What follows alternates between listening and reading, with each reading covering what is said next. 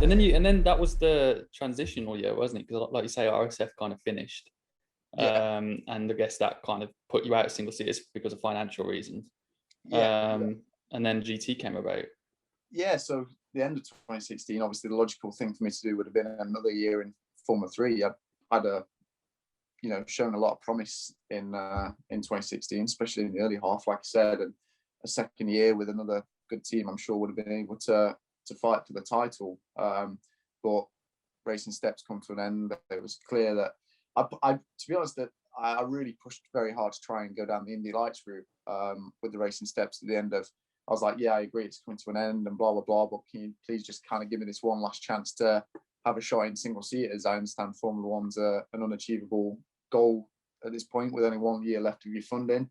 But Jack had just come off the back of 2 years in Indy Lights with the Racing Steps Foundation support, and I pushed hard for it, but they weren't prepared to do that for me. It was like, we're done, is what it is. And yeah, the opportunity came for me to do one race in WRT at Nürburgring. Me and Jake Dennis both went for they'd been in contact with Racing Steps. Said they needed a driver for the final race. Would any of our guys be interested in doing it? So me and Jake went for kind of a shootout test at Barcelona. At the time, we had no idea it was a shootout. They just said, look, we're evaluating drivers for the following season. We'd like you both to come and test. So we went there, and luckily I beat him by like a tenth or whatever. So that night I got a phone call, oh, can you come and drive at Nürburgring this weekend? And Jake was fuming. He was so pissed off. He's like, oh, you shouldn't have hit that curb or whatever. Yeah, so that was it. Did my first race. And actually at that race, saw the guys from McLaren GT. And when you do the McLaren BLDC award, you're part of the evaluation. You had to drive the McLaren GT. And he said to me, oh, yeah, is this a route that you're looking to do, coming to GTs? And I was like, well, yeah, the Racing Steps is coming to an end, so it's most likely where I'm going to end up. Did a good job with WRT that weekend, following it, all kind of, the Racing Steps were still managing me, because I had a contract for the whole year, and then that was it. Deal was done very shortly after for me to go to GTs with them in 2017, and here I am now, 4 years later, 5 years later, still doing it. I do remember in that, it was 2015, wasn't it? The Autosport Awards. Yeah. McLaren Autosport BRDC Awards, to quote its name properly. You were very quick in the GT car. I do remember that. Yeah, just because we all talk, don't we? Yeah, no, we all do talk. You did a really good job in the F2, but then DTM and GT3, I did. I can't remember the exact, but yeah, the GT did an exceptional job, and I would kind of literally on the day Andrew Caldi said to me, oh, well, you did a mega job there. If you ever want to come to GTs, let me know. And then sort of a year down the line, there I was on Nürburgring on the grid, and he's like, what are you doing here? And I'm like, there we go. Like, yeah.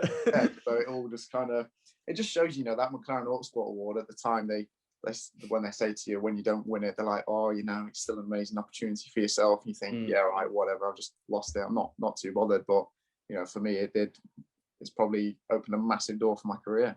And for the rest of it, get me the foot in the door.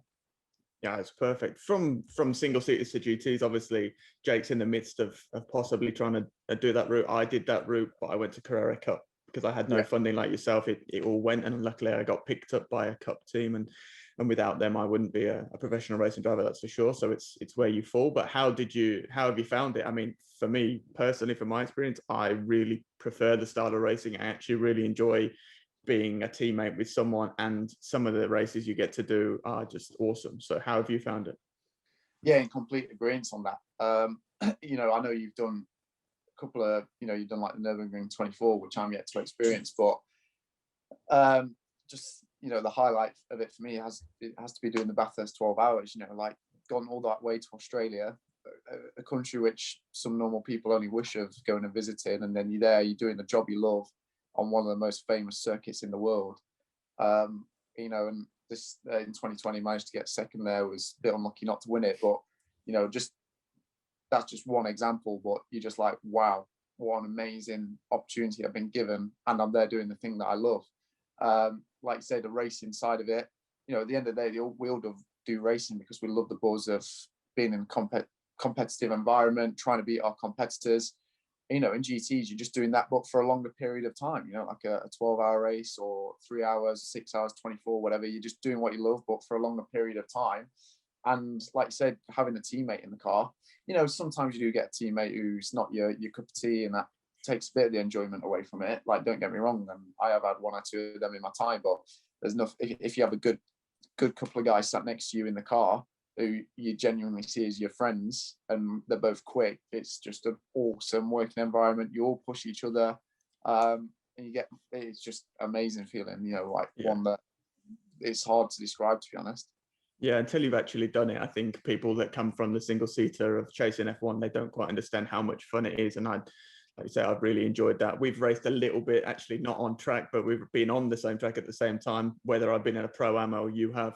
But hopefully we get to hack a little bit more later, because again, it almost reminds me a bit more of karting, whereas unlike single seaters where you can't really follow and get in the mix so much, you can really get close and pressurize someone. And it's like a massive, the longer races particularly, even if it's only 6 hours, it's like a chess game.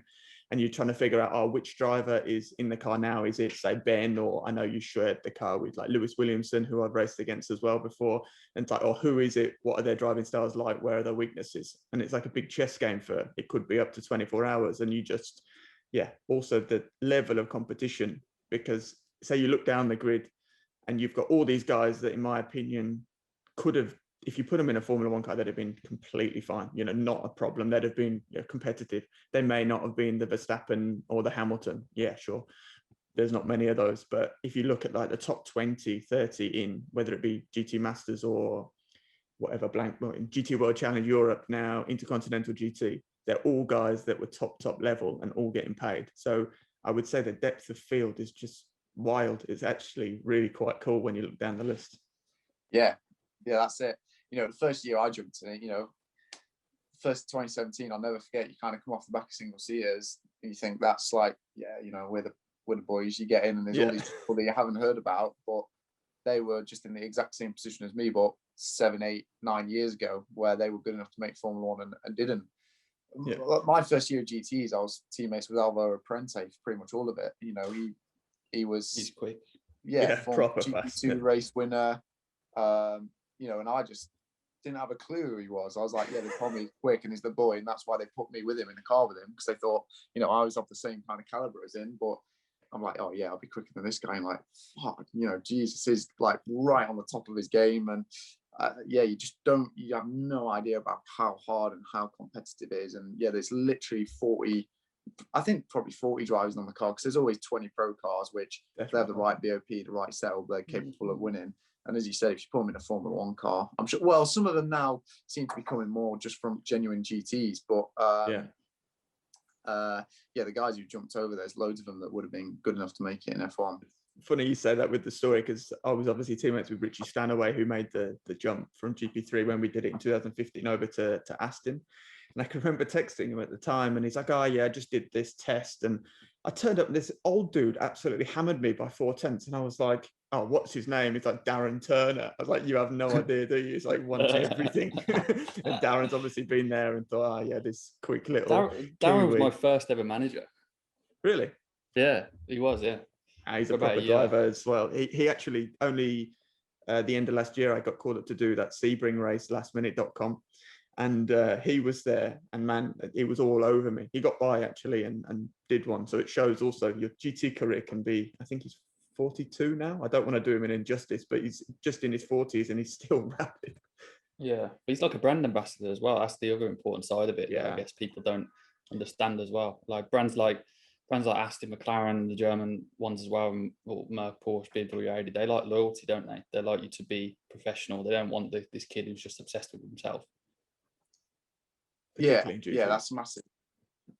Yeah, it's a massive part of it. You got to tick a lot of boxes, and they expect you to be everything to the brand and give them the world and see it as the world. So it's there's a long list of things that you need to fulfill.